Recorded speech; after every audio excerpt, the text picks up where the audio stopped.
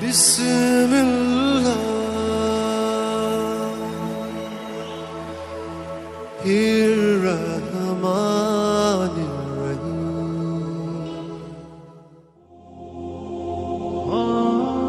السلام علیکم میرے محترم عزیز دوستو۔ بہت پرانی بات ہے، شادی کی پہلی رات میں لڑکا جب کمرے میں داخل ہوا تو اس کے ہاتھ میں ایک بڑا سا تھال تھا اور اس کے اندر کھانے پینے کی بہت ساری چیزیں تھیں۔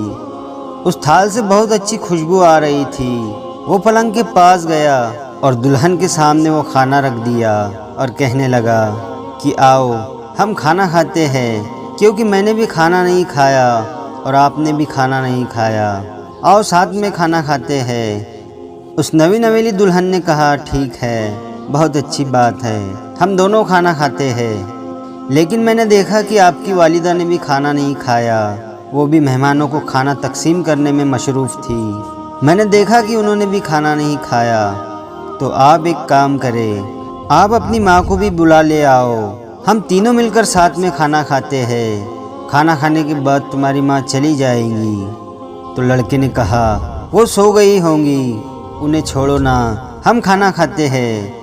تو اس نوی نویلی دلہن نے کہا کہ نہیں، اچھا نہیں لگتا، آپ کی ماں ہے، کھانا نہیں کھائی، دن بھر کام کر رہی تھی، آپ بلا لو نا، ساتھ میں کھانا کھاتے ہیں، کھانا کھانے کے بعد وہ چلی جائیں گی۔ وہ لڑکا کہنے لگا تم چھوڑو، ماں کو رہنے دو نا، ہم کھانا کھاتے ہیں، ماں سو گئی ہوں گی، صبح اٹھ کر کھا لیں گی۔ لیکن بیوی بار بار اصرار کرتی رہی کہ جاؤ اپنی ماں کو لے کر آؤ، لیکن وہ لڑکا اندیکھا کرتا رہا۔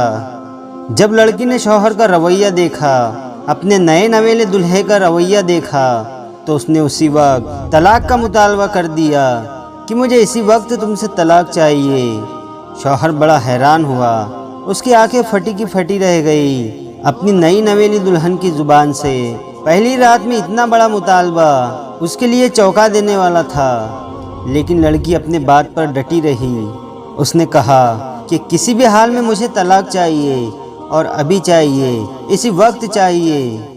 بہرحال جب وہ اپنی بات پر اڑی رہی اور جب تک اس نے طلاق نہ لیا وہ بات پر اڑی رہی، آخرکار دونوں کے بیچ میں جدائی ہو گئی، طلاق ہو گئی، دونوں اپنے اپنے راستے چلے گئے۔ کچھ دنوں کے بعد دونوں نے شادیاں کر لی۔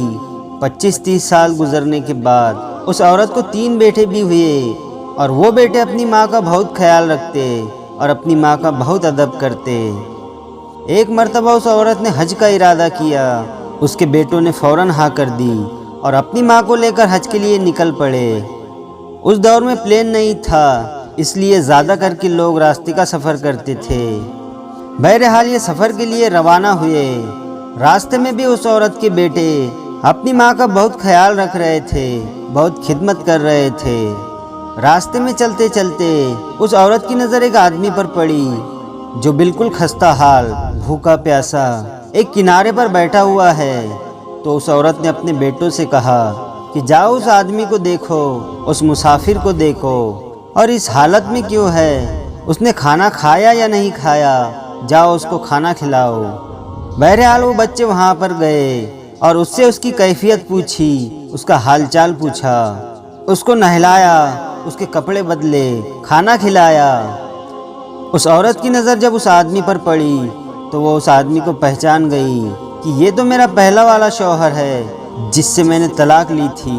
وہ کہنے لگی تمہارے ساتھ یہ کیا ہوا، وقت نے تمہارے ساتھ کیا کیا، کیوں اتنے برے حال میں ہو؟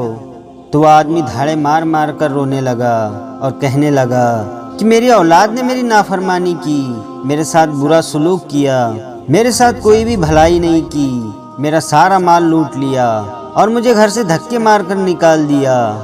تو وہ عورت کہنے لگی تمہاری اولاد تمہارے ساتھ ایسا ہی کرنے والی تھی، تم نے کون سا تمہارے ماں باپ کے ساتھ اچھا سلوک کیا تھا؟ اسی رات میں جان گئی تھی کہ تم اپنے ماں باپ کے حقوق ادا نہیں کرتے، تم اپنے والدین کا حق ادا نہیں کرتے، اس لیے میں ڈر گئی تھی کہ کل کو میرے ساتھ بھی ایسا ہی ہوگا۔ آج تمہاری اولاد کو دیکھو اور میری اولاد کو دیکھو، میری اولاد میرا پیر زمین پر ٹکنے نہیں دیتی، اور تمہاری اولاد نے تم کو زمین پر کھلا چھوڑ دیا ہے۔ آج تم کہاں ہو اور میں کہاں ہوں؟ تو میرے عزیز دوستو، اپنے ماں باپ کے ساتھ اچھا سلوک کرو۔ ماں باپ کے ساتھ برا سلوک اللہ کی نافرمانی ہے۔ اگر اپنا بڑھاپا شاندار گزارنا چاہتے ہو تو اپنے والدین کے ساتھ شاندار سلوک کرو، کیونکہ یہ ایک ایسا کام ہے، یہ ایک ایسا عمل ہے جس کا بدلہ دنیا میں ہی دے دیا جاتا ہے۔ اللہ رب العزت ہمیں اپنے والدین کی خدمت کرنے کی توفیق عطا فرمائے، آمین یا رب العالمین۔ ویڈیو پسند آیا ہو تو لائک اور شیئر ضرور کریں، اور آپ نے ابھی تک ہمارے چینل کو سبسکرائب نہیں کیا ہے تو اسے بھی سبسکرائب ضرور کر دے اور ساتھ میں بیل آئیکن دبا دے، تاکہ ہر آنے والی نئی ویڈیو کی نوٹیفیکیشن آپ تک پہنچتی رہے۔